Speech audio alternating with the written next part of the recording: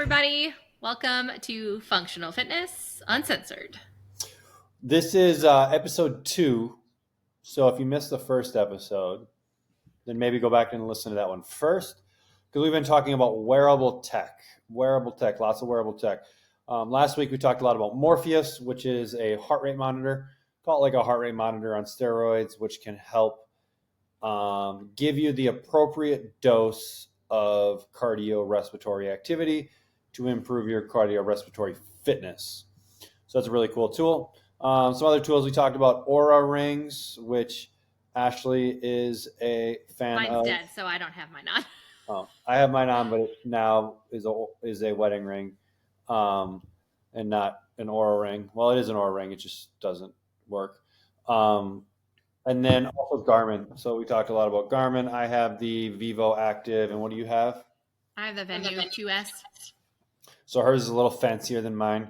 I've got the base model. We all know that I'm fancier than you. We don't need to I've got the Toyota Camry of Garmin watches. And so, yeah. So, I mean, last week we talked a lot about tech, why it's important, how you can use it to help improve your life. But I think there's a downside or a dark side to it as well. Bum, bum, bum.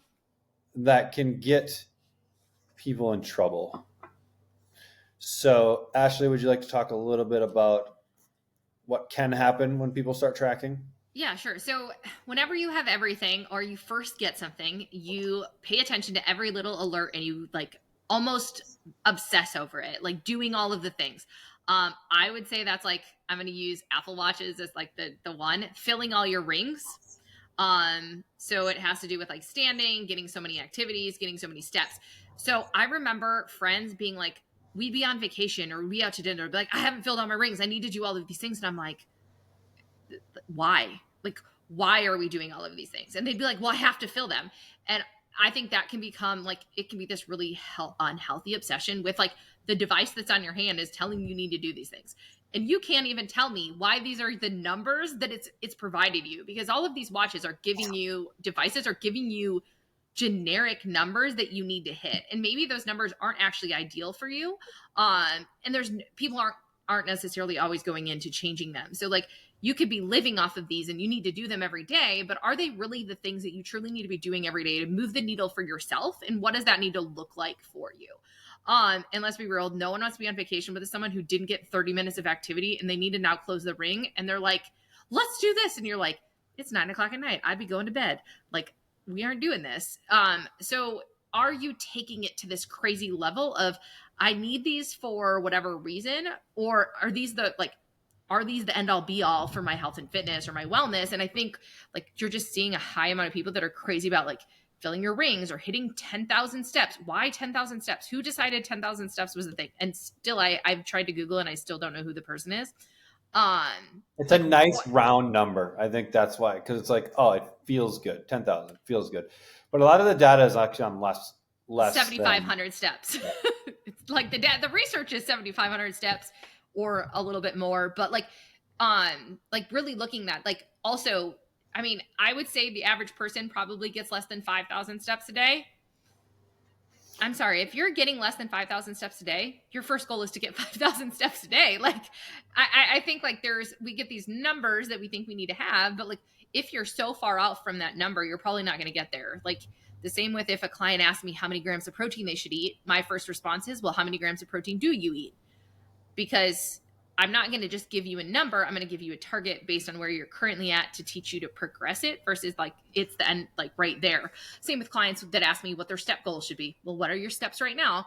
And that's kind of you get all this tech and you get all this advice and it tells you to do this and it tells you to do that. But what if this advice, because it's really broad spectrum for tons of people, it's not giving you good advice for you? For example, we talked last week, I said how my Aura ring tells me what my chronotype is and when I should go to bed and all of that stuff. But okay, my chronotype is a early to bed, early to rise. But what if I had a job and I had to wake up at 5 a.m. to go to work? My chronotype might not fit that for my life, but I have to go to work. So all of these advices they're giving you about your chronotype and you should sleep until 7:30 and you're like, well, I can't, I got to go to work. the advice doesn't always fit you just because it's trying to fit a broad population of people. Well, I think it can kind of play tricks on you as well, right? If we are deciding how we feel based upon our body battery the next morning, right? Like that can be. So I actually have a buddy who has basically stopped all wearables because he's like, this is stupid. Because he'll like look at his wearable and then it'll tell him that he's not recovered. And so he'll feel not recovered, even though he may have woke up and was like ready to take on the world. But then his device said he wasn't recovered. He's like, oh, shoot, I do kind of feel kind of crappy, right? And so I think sometimes they can be a little bit misleading and take away the intuition that we have. And so I like them as tools to be able to assess and be able to give us a little bit of insight. But I think for the people that have this maybe obsessive compulsive type of personality, it's probably good to have periods where you don't look at them at all, right? Or you have like a deload period with your devices, right? Where it's just say for a month or a week or 2 weeks, you just don't look at it or you don't wear it or whatever, just to help yourself not fall into like this obsessive compulsive. And then the other thing too is this, I think it leads into this perfectionist mindset, right?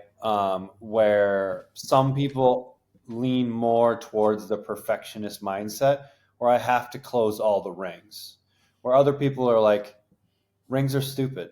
Like, why would I want to close them? Or why do I need to close them, right? And so you have to kind of figure out where your personality is and where you, like we're all like everyone is obsessive and compulsive about certain things. Like I think that's like just and I'd rather have you be like obsessive about things that are going to benefit you to an extent versus things that aren't. But everyone has vices, right? And so I think using devices as a way to look at a broader range, like reviewing your month and being like, all right, cool. How many steps did I average throughout the month? Right? Or how many days did I get over my goal of 7,500? And so the goal is most days to get over that. But if I don't get over it, it's not the end of the world.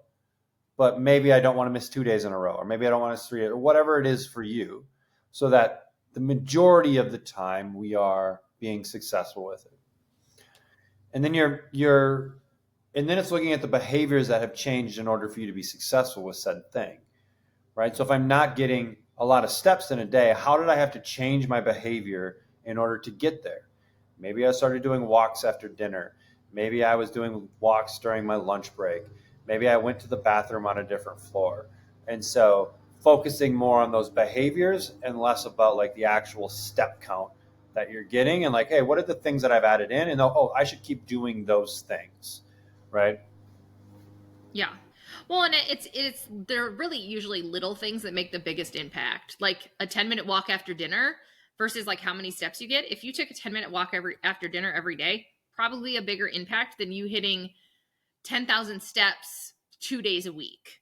The consistency of a habit is going to be way more important for longevity than like anything else. Like, yeah, you might hit the target, 2 times out of 10, but if you did something every day repetitively, like that is who you are. Like, oh, as a family, we go for a walk after dinner. We do these things. Like that is part of who you are. Where if you're doing it occasionally, it's not really a part of who you are. It's like you're like hoping that you're going to hit that target.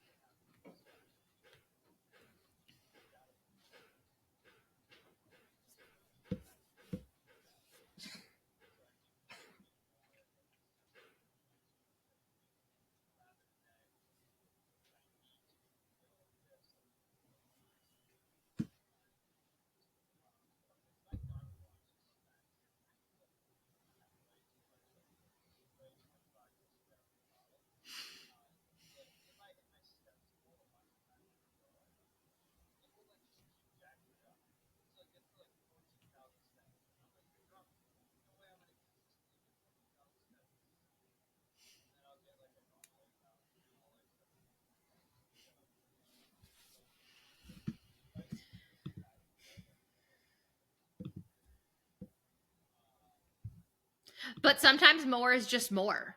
Like more is just more. And like you don't have to like more isn't always better. Like there becomes a point where like what you're doing is enough. Like we've talked a lot about like what's the bare minimum stimulus that you need to get what your goal is. Like you don't need to overdo it. Just hit that number and just like if you're, the number is, and I'm just going to use calorie, like if you were calorie tracking, like, your goal is 150 grams of protein, like just hit your goal. Like you don't need to get crazy and get over it. I mean, protein is the one area you probably could get away with a little bit extra, but if that makes you go over in calories, over is over, that isn't really helping you. So it is really just, oh, don't even try and say that. I saw your eyeballs go.